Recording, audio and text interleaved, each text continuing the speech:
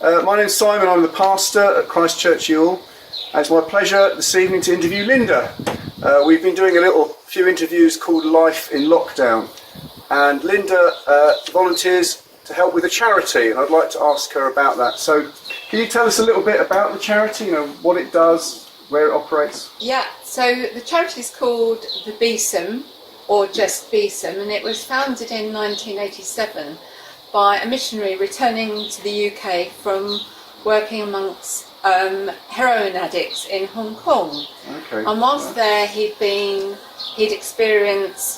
a lot of poverty and deprivation, and he'd become aware of an ever-widening gap between those that have and those in need. So on the plane on the way home, he came up with the idea of Besom, which I think is a northern word for a broom. And the strapline of the charity is to sweep away suffering. Wow. So okay. It's meant to be a bridge between those that have and can give time, money, skills, goods, and those that are in need. And I got involved last year when lockdown was driving everyone crazy, and I was desperate to get out and do something useful. And initially I was put in touch with a lady at Besom Social Services with a view to delivering food to those who were shielding. Right. But by the summer that need had lessened, so they put me in touch with Besom. And so what that means typically is that I work on a Tuesday morning, and we go out to people's houses, all masked and gloved up at the moment, and we assess items that they're giving, or we're collecting items, or we're delivering items.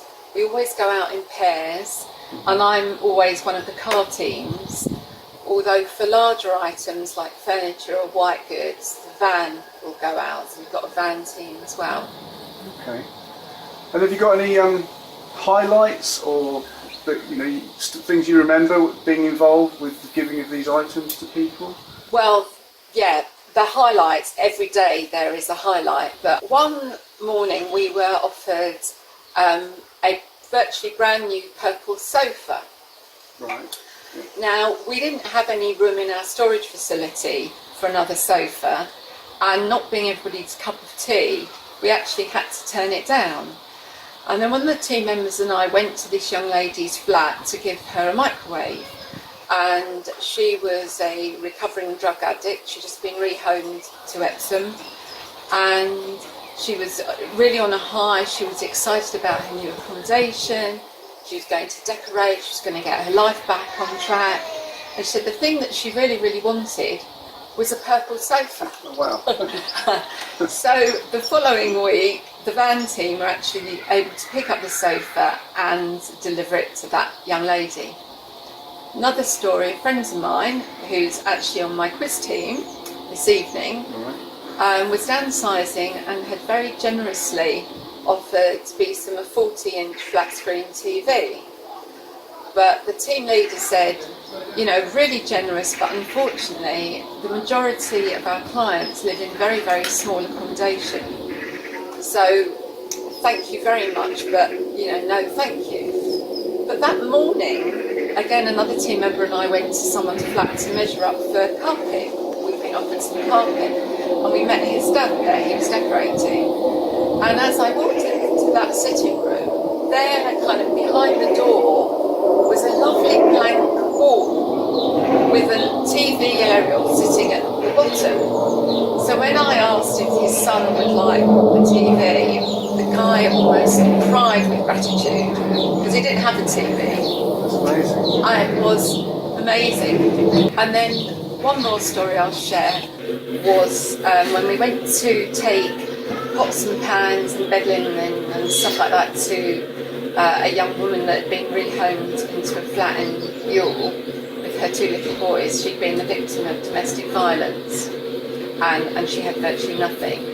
And she and the two boys were sleeping on a double mattress on the flooring on one of the bedroom floors, and she told us that another charity were going to give her a bed frame for the double bed mattress. And she said what she would really like was a bunk beds for 2 little boys in the smaller bedroom. We didn't have bunk beds, but we went back to the unit, and as ever we prayed, and that night somebody phoned up and made a donation of £600, which was exactly the amount that she needed to buy the bed she'd been looking at in Argos. So 2 of our team members were able to buy the beds, take them to the flat, assemble them, and she was all set up. And that's the thing we find, that often God knows what our needs are before we do. Brilliant. Obviously, helping others in need is not an exclusively Christian quality, but I understand that the founder of Besom is a Christian, and you obviously are a Christian. Would you mind just telling us briefly how being a Christian has sort of helped you in life or made a difference? Yeah, so I've been a Christian for around 40 years, and it's the core and foundation of my life. It's who I am, as well as what I do. And I believe in a God that created me, loves me excessively, and who I can turn to in the dark times, who has a purpose for my life, and who has placed me in a community of fellow believers with whom I can worship, receive teaching and friendship. And me, Besom particularly, is just such a practical expression of my faith, really, really practical, and that's why I feel so privileged to work with them. Brilliant. Thank you, Linda. Okay, well thank you everyone. Enjoy the rest of your quiz, and Julian will put the details about Besom up at the end.